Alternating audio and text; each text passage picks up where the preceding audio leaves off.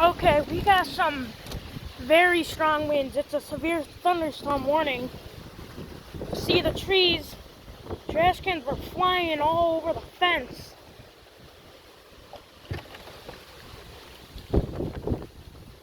Surprised I didn't lose my roughneck lid. Jeez.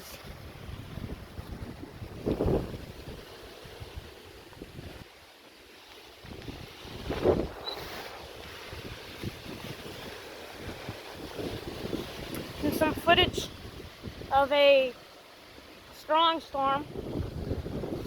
This must have broke off from Wisconsin. I was on YouTube, there's a guy live. This must be part of it. I believe there was like a 65-mile-per-hour gust that just came through like 8 minutes ago.